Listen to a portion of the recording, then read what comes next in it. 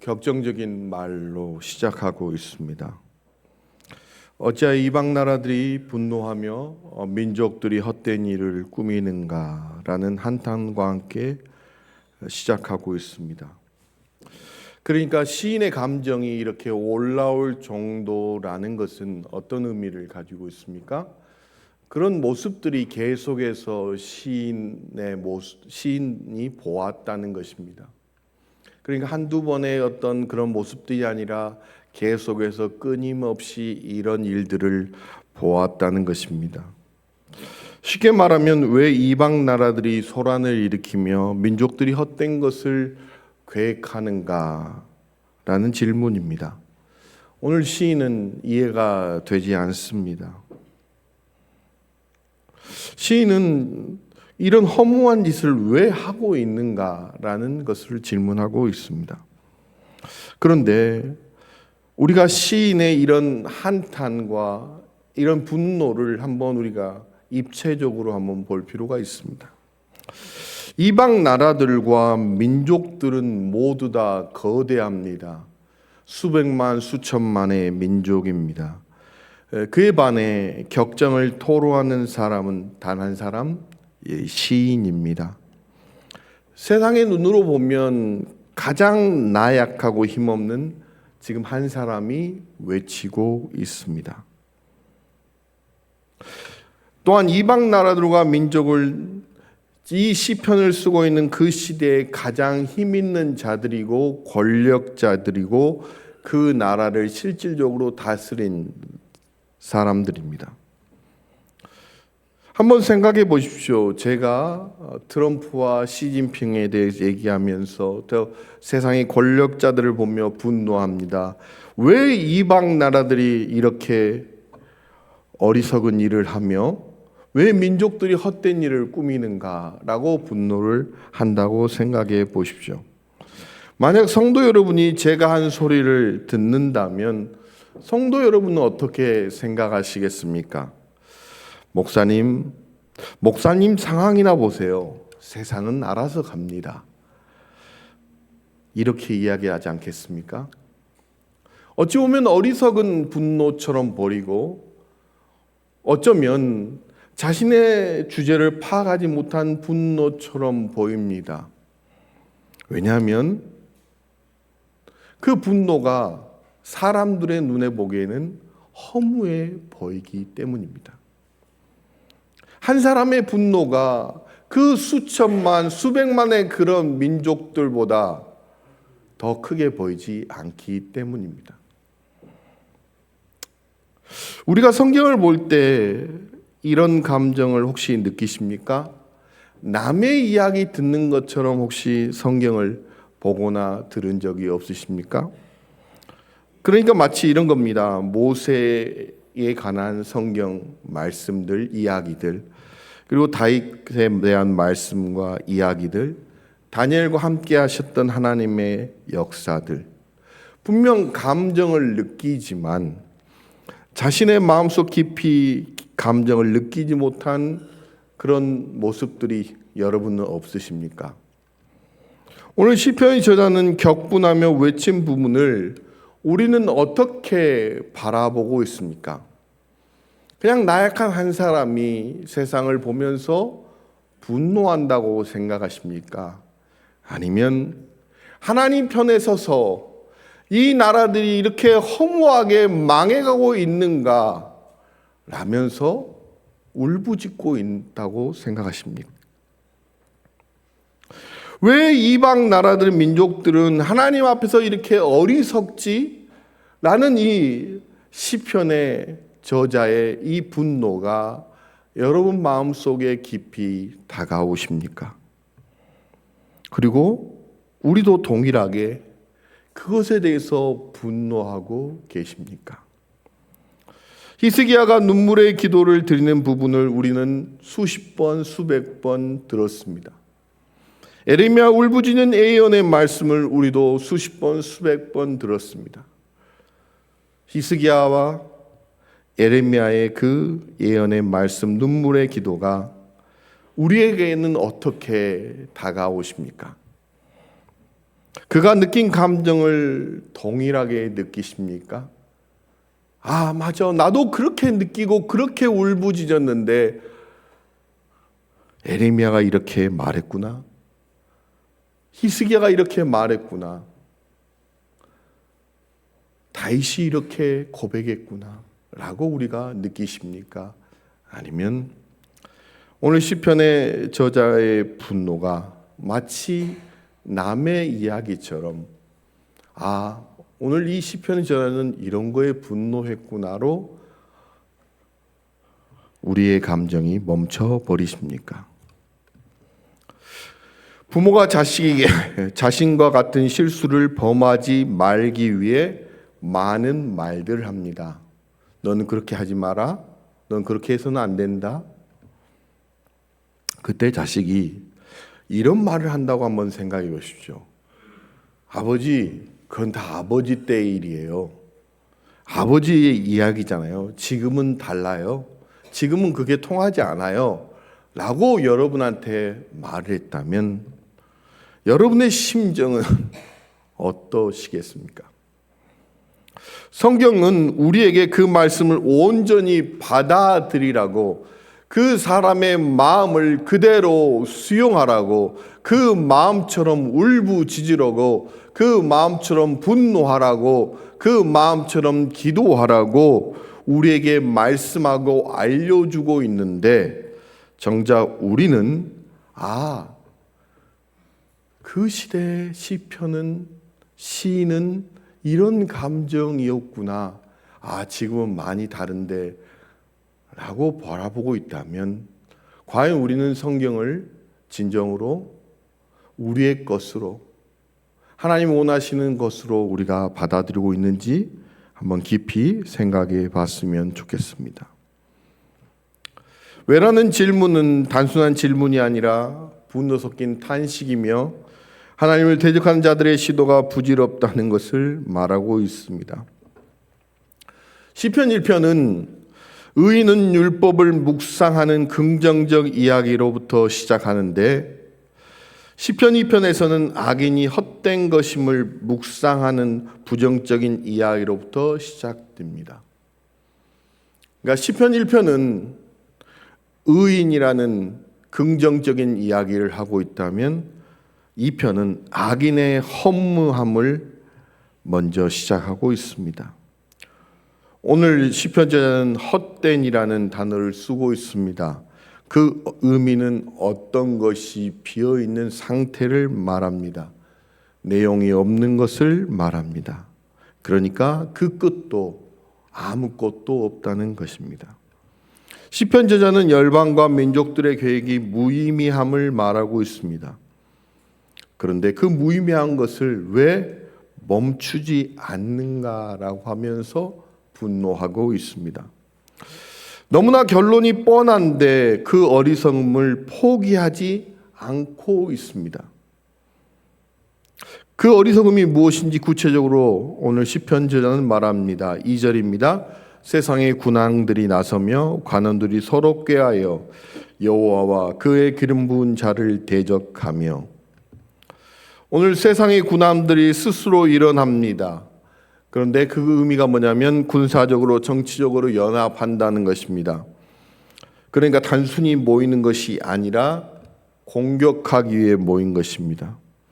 그리고 왕 옆에 실제 권력을 행사하는 자들은 서로 머리를 맞댑니다. 그리고 그 맞대면서 누구를 대적하기 위해서 맞댑니까? 여호와와 그의 기름 부은 자를 대적하기 위해서 맞댑니다. 왕들이 서로 합쳐지는 성향이 아닙니다. 서로는 누가 잘나고 누가 힘 있느냐에 따라서 서로 반목합니다. 그런데 여호와와 여호와의 기름 부은 자들을 대적하기 위해서는 그들이 힘을 합친다는 것입니다. 누가복음에도 그 기록이 기록되어 있습니다. 헤롯과 빌라도가 전에는 원수였으나 당일에는 서로 친구가 되니라. 헤롯과 빌라도가 서로 전에는 원수였습니다. 그런데 어떻게 친구가 되었습니까? 예수 그리스도를 죽이는데 그 하나의 목표에 서로 친구가 되었습니다. 세상은 그렇습니다. 하나님과 하나님을 믿는 자들을 대적하기 위해 서로 원수였지만 친구가 되는 이 시대를 우리도 살아가고 있습니다. 그들의 구체적 계획이 무엇입니까? 3절입니다. 우리가 그들의 맨 것을 끊고 그의 결박을 벗어버리자라고 말합니다. 그러니까 하나님의 주신 질서를 결박이라고 왜곡해서 바라보고 있습니다. 그리고 그것을 벗어나자고 말합니다. 그러니까 바벨탑 사건은 여전히 계속되고 있다는 것입니다. 하나님같이 되고 싶어하는 인간의 욕망, 자신의 이름을 드러내고 싶어하는 욕망, 자신의 이름을 높이 드러내고 싶은 욕망은 계속해서 쉼없이 끊임없이 계속되고 있다는 것입니다. 그 방해가 무엇입니까? 그들이 교만해지고 그들이 커지는데 가장 큰 방해물이 무엇이라고 그들은 보고 있습니까? 하나님이십니다. 그런데 그 모습을 보고 하나님은 어떻게 바라보십니까? 4절과 6절에 이렇게 말씀하고 있습니다. 하늘에 계신 이가 웃으시며 주께서 그들을 비웃으시리로다. 그때 분을 바라며 진노하사 그들을 놀라게 하여 이르시기를 내가 나의 왕을 내 거룩한 산 시온에 세웠다 하시리로다. 우리가 보기에 인간의 반역들은 거대하고 힘이 넘칩니다. 그리고 때로는 두렵습니다. 열방을 한번 바라보십시오. 얼마나 큽니까? 얼마나 두렵습니까? 그런데 하나님 보시기에 인간의 반역은 위협이 아닌 우스운 일로 보시십니다. 그 편을 통해서 무엇을 우리에게 알려주고 있습니까? 하나님의 절대 주권을 보게 하십니다. 그리고 분노하시면서 그들에게 말합니다. 분을 바라며 진노하십니다. 내가 나의 왕을 내 거룩한 산 시온에 세웠다 하시리로다. 하나님이 세운 그것에 대해서 누구도 방해할 수 없고 누구도 무너뜨릴 수 없다는 것입니다. 그리고 7절에 이렇게 말씀하십니다. 내가 여호와의 명령을 전하노라. 여호와께서 내게 이르시되 너는 내 아들이라. 오늘 내가 너를 낳았도다. 7절은 시편 전체 중에서 가장 메시아적이며 신약에서 가장 자주 인용되는 핵심 구절입니다. 하나님이 왕에게 하신 말씀이며 또한 신적 아들됨의 선언입니다. 메시아의 직위 선언이며 권위와 통치권자의 상속자로서의 아들을 나타내고 있으십니다. 강력한 선택이 하나님께 있음을 보여주고 있습니다. 그게 무엇입니까? 무너뜨리는 선택도 하나님께 있고 세운 선택도 하나님께 있고 명령하고 그것을 알리는 선택권도 하나님께 있습니다. 전적인 모든 능력이 오직 하나님께 있습니다. 그래서 8절에 이렇게 말합니다. 내게 구하라. 내가 이방 나라를 내 유업으로 주리니 내 소유가 땅끝까지 이르리라. 하나님이 하신다는 것입니다. 오늘 시편 저자의 한 사람의 능력은 아주 빈약합니다. 그러나 하나님이 함께 하신다면 그 소유가 땅끝까지 이르겠다고 하십니다. 그리고 이 예언은 예수 그리스도를 통해서 성취됩니다. 사랑하는 성도 여러분, 우리는 어떤 시선으로 하나님을 바라보고 계십니까? 어떤 마음으로 하나님을 바라보고 계십니까? 아니, 어떤 하나님을 알고 계십니까? 하나님이 전지전능하시다는 말이 우리의 삶에서 어떤 의미이십니까? 오늘 시편 저자의 한 사람을 통해서 내 소유가 땅끝까지 이르리로라는 그 말씀을 성취하신다고 말씀하고 계십니다. 하나님은 믿는 자를 하나님이 역사하셔서 무엇을 이루십니다. 우리 각자에게 하나님의 놀라운 능력으로 이루실 것입니다. 그때 우리는 어떤 하나님을 바라봐야겠습니까? 9절에 이런 말씀이 있습니다. 내가 철장으로 그들을 깨트리며 질그릇같이 부수리라. 철장이 무엇입니까? 철로 된 긴 막대기를 의미합니다. 질그릇은 무엇입니까? 흙으로 빚어진 그릇을 의미합니다. 세상의 이방 나라들은 거대하고 힘이 있을 것 같지만 하나님 앞에서는 질그릇처럼 박살난다는 것입니다.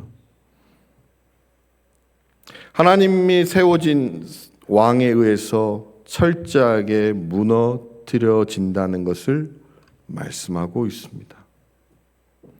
하나님을 대적하고 공경원이 그의 통치에 반기를 드는 세력들이 겉으로 보기에는 굉장히 강합니다. 그러나 하나님 보시기에 그들은 질그릇같이 약합니다. 또한 이것은 예수 그리스도를 통해서 성취되며 또한 재림을 통해 최종적으로 완성되는 예언의 말씀입니다. 우리는 그 가운데 있는 것입니다. 우리가 누구를 두려워해야겠습니까? 세상의 열방입니까? 아니면 하나님이십니까? 사랑하는 성도 여러분, 시편 저자는 우리에게 권면하고 있습니다. 또한 그들에게도 권면하고 있습니다. 10절과 12절입니다. 그런즉 군왕들아 너희는 지혜를 얻으며 세상의 재판가들아 너희는 교훈을 받을지어다. 여호와를 경외함으로 섬기고 떨며 즐거워할지어다. 그의 아들에게 입 맞추라. 그렇지 아니하면 진노하심으로 너희가 길에서 망하리니 그의 진노가 급하심이라. 여호와께 피하는 모든 사람은 다 복이 있도다. 시인은 여호와께 교훈과 지혜를 얻으라고 말하고 있습니다. 그것을 얻지 못할 때 그들에게 기다리는 것은 멸망뿐이라고 말하고 있습니다. 그 지혜와 교훈 얻는 구체적인 방법이 무엇입니까? 여호와를 경외함으로 섬기고 떨며 즐거워하는 것입니다. 오늘 섬기라라는 원어는 종과 하인에게서 파생된 단어입니다. 그러기에 종은 누구를 섬기느냐가 중요합니다. 하나님을 섬기면 생명을 얻습니다. 그러나 우상을 섬기면 멸망당합니다. 여호와를 경외함으로 섬기라고 말하고 있습니다. 그리고 그 섬기는 가운데 떨며라고 말하고 있습니다. 떠는 의미는 무엇입니까? 그 대상이 누구인지를 정확히 아는 것입니다. 그 대상이 누구인지를 정확히 알기 때문에 떠는 것입니다. 우리가 하나님 앞에 나아갈 때 우리는 하나님이 누구인지를 정확히 알아야 합니다. 여러분은 하나님을 어떻게 바라보고 계십니까? 어떻게 알고 계십니까? 하나님은 두려운 존재이십니다. 또한 우리가 하나님 앞에 갈 때 우리의 죄를 바라보며 떨어야 합니다. 그 앞에 자복해야 합니다. 그 앞에 상한 심령을 가지고 나아가야 합니다. 그리고 그 앞에 즐거워해야 합니다. 즐거워하는 것은 무엇입니까? 그분이 선하신 분이기 때문입니다. 그분이 모든 것을 창조하신 분이기 때문입니다. 그분 안에 생명이 있기 때문입니다. 그분 안에 영생이 있기 때문입니다. 그리고 그분 안에 섬기며 순종하면 놀라운 평안과 기쁨이 찾아오기 때문입니다.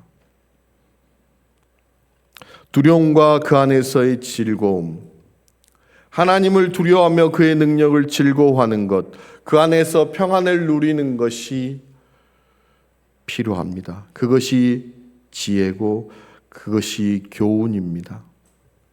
그리고 그것에 대한 구체적인 행동이 무엇입니까? 그의 아들에게 입맞추라는 것입니다. 입맞추는 복종과 존경과 충성의 표시입니다. 하나님의 진노를 피하려면 아들에게 복종하라는 말씀입니다. 하나님을 대적한 자는 반드시 멸망당하니 대적하지 말라는 것입니다. 그들의 권력이 절대적인 것 같아도 하나님 앞에서 철저히 무너지기 때문입니다. 시편 2편의 결론은 시편 1편과 같은 부분을 이야기합니다. 그것은 복입니다. 복이 무엇인지에 대해서 말씀하고 있습니다. 시편 1편은 복은 그의 율법을 주야로 묵상한 자에게 임한다고 말을 하고 있습니다. 그리고 2편에서는 복은 그에게 피하는 자에게 임한다고 말씀하고 있습니다. 복은 궁극적으로 무엇에 있습니까? 하나님 안에 있습니다. 복은 하나님 안에 있을 때, 그 안에서 주야로 묵상할 때 복이 있고 그 안에 피할 때 복이 있다는 것입니다. 그러기에 시편 저자의 이미 결론이 난 전쟁을 어리석게 지금도 하고 있는 세상의 왕들과 권력자들을 보며 이렇게 한탄하는 것입니다. 왜 어리석게 그것을 계속하는가? 라고 한탄하며 왜 여호와 하나님 앞에서 무릎 꿇지 못하고 복종하지 못하고 섬기지 못하는가 하는 그런 안타까움을 느낍니다. 시편 저자가 쓴 그 시대에만 그럴까요? 아닙니다. 지금의 시대가 더욱더 그런 것 같습니다. 하나님을 두려워하지 않는 시대에 살고 있습니다.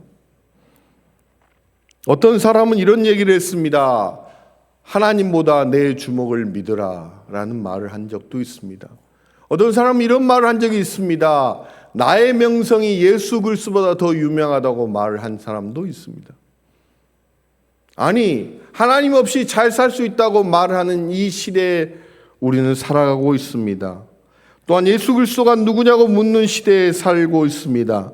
또한 세상의 권력자들은 자신을 신의 자리에 올려놓기 위해 노력하고 있습니다.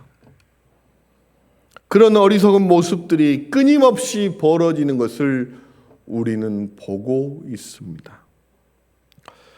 또한 세상을 살아가는 사람들 가운데 우리의 친구들이, 우리의 형제들이, 우리의 동료들이 그런 어리석은 모습을 보이며 살고 있는 것을 보게 됩니다.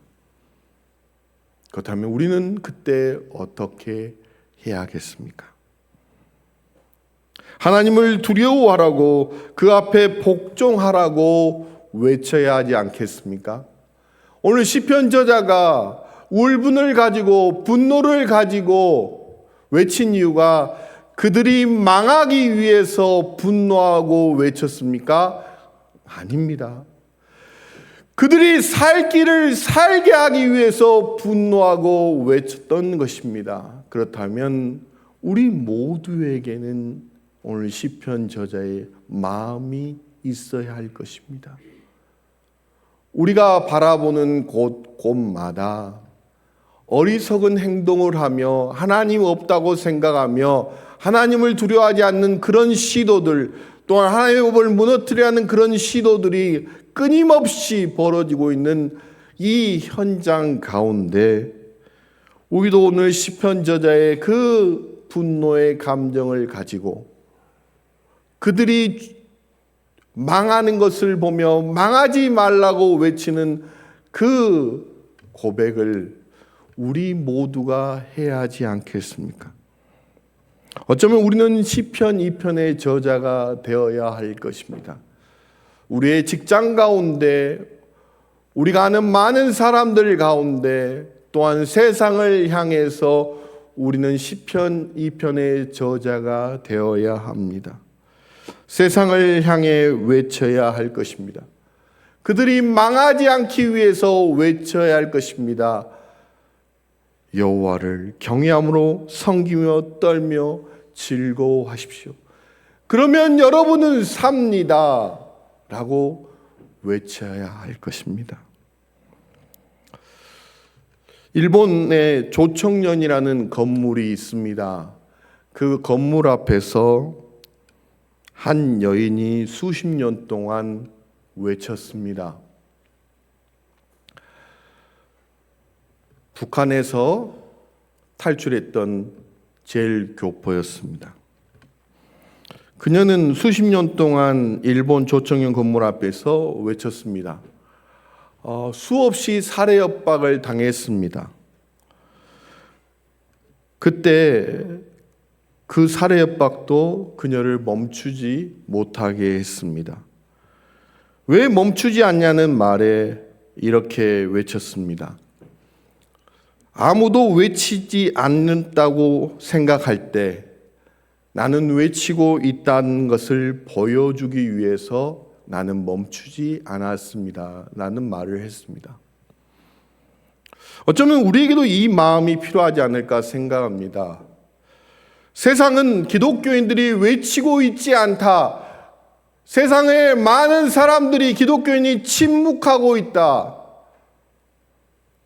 세상의 기독교인은 세상에 대해서 무관심하다고 생각할 때 나는 외치고 있었다고, 나는 외치는 것을 포기하지 않았다고 외치는 한 사람 크리스찬이 되어야 하지 않겠습니까? 사랑하는 성도 여러분, 오늘 우리는 시편 저자의 마음을 깊이 새겨야 할 것입니다. 그들이 망하기 위해서 외친 게 아닙니다. 그들도 살리기 위해, 그들이 사는 유일한 방법이기 때문에 오늘 시편 저자는 분노를 내며 외쳤던 것입니다. 여호와를 경외함으로 섬기고 떨며 즐거워할지어다. 오늘 우리 공동체에서, 우리 가정에서, 내가 만나는 사람들에게서 이 말씀이 울려 퍼지도록 우리의 믿음 고백이 계속해서 쉬지 않고 멈추지 않고 이 고백을 했으면 좋겠습니다. 우리 한번 다 같이 11절을 다 같이 읽겠습니다. 여호와를 경외함으로 섬기고 떨며 즐거워할지어다. 아멘. 찬양하시겠습니다. 403